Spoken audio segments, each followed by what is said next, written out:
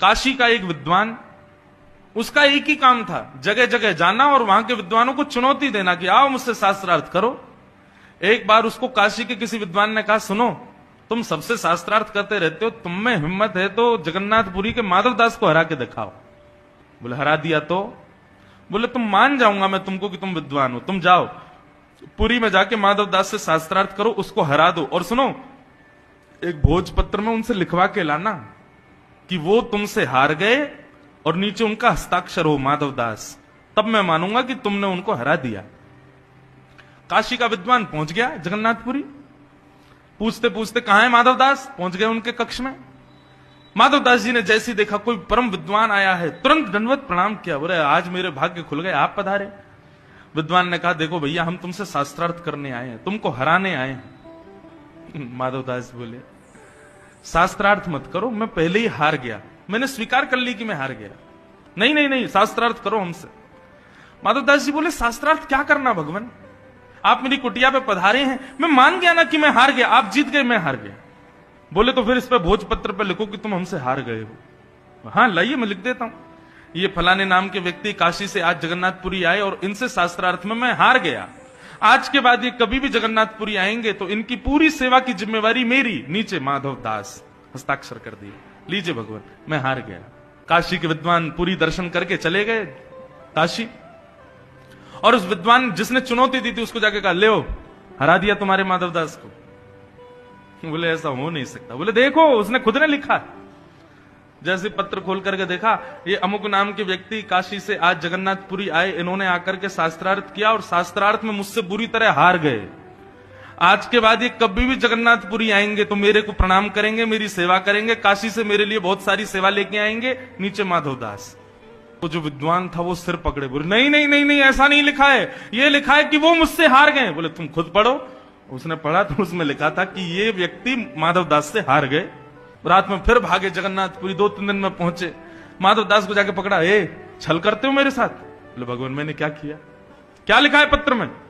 माधवदास जी ने पत्र पढ़ा, बोले अरे लेखनी तो हमारी है लेकिन ये शब्द मेरे नहीं है, मैंने ऐसा नहीं लिखा था भगवान, ये कुछ गड़बड़ हुआ है, यहां पर किसी ने टोना टोटका किया इसके ऊपर, मैंने तो यही लिखा था कि मैं हार गया हूं। बोले भगवान बहुत बड़ी भूल हो गई मुझसे, मेरे से ही गलती हो गई होगी, आप बताओ अब क्या करना है, अब क्या करना, आप जो कहेंगे मैं करने को तैयार। बोले नहीं शास्त्रार्थ करो और हमसे हारो। माधवदास जी बोले, क्योंकि माधवदास को पता था कि मुझे हरा नहीं पाएंगे, माधवदास बोले शास्त्रार्थ रहने दो, मैं हारा हुआ स्वयं को आप जो कहोगे मैं कर लूंगा। बोले तो फिर एक काम करो। बोले क्या?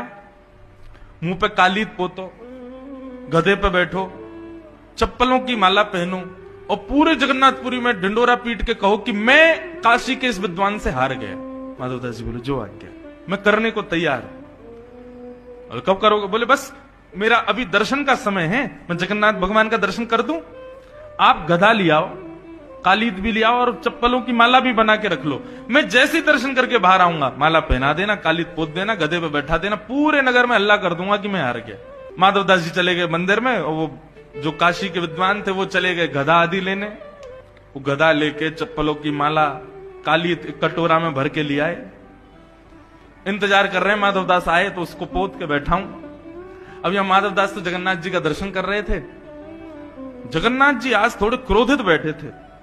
तो एक रूप से तो जगन्नाथ जी वहीं थे, दूसरे रूप से जगन्नाथ जी ने माधवदास जी का रूप धारण किया और माधवदास जी का रूप धारण करके जगन्नाथ जी बाहर आ गए।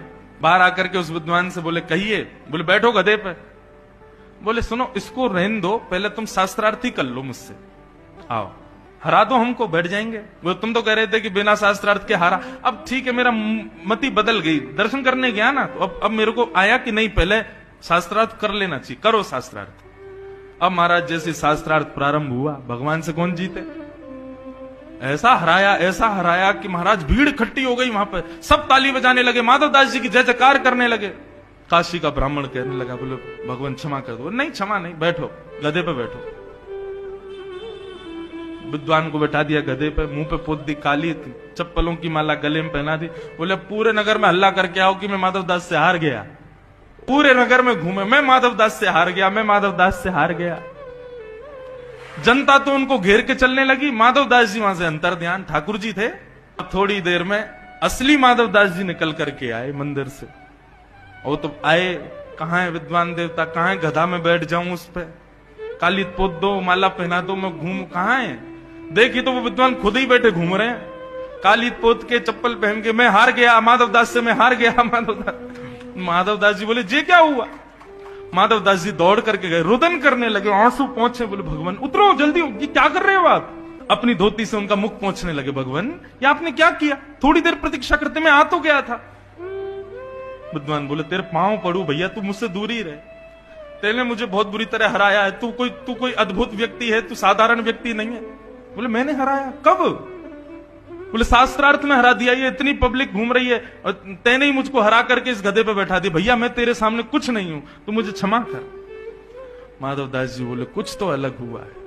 श्री मंदिर की ओर देखा, महाप्रभु जगन्नाथ जी खड़े हुए दिखाई दिए। माधवदास जी दौड़ करके गए, भगवान ये आपने क्यों किया, एक विद्वान ब्राह्मण की इस प्रकार अवहेलना।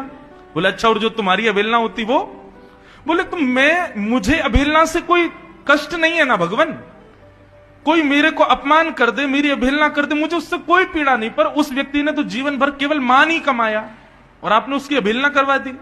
ठाकुर जी कहते हैं न मे भक्त्या प्रणश्यति, मैं अपने भक्त का पतन नहीं होने देता। माधवदास तुम योग्य हो फिर भी अपनी योग्यताएं छुपाते हो। तो जब योग्य व्यक्ति मेरा भक्त बन के अपनी योग्यताओं को छुपाता है तो उसकी योग्यताओं का प्रदर्शन मैं करता हूं, फिर उसको करने की आवश्यकता नहीं है। पर हम कहां भूल करते हैं, हम योग्य हैं इसको बताने में कभी कसर नहीं छोड़ते, अपनी चतुराई को प्रदर्शित करने में कोई कसर नहीं छोड़ते। इसलिए भैया निवेदन है, भोले बने रहो, सरल बने रहो, सहज रहो, ज्यादा चतुर मत बनो।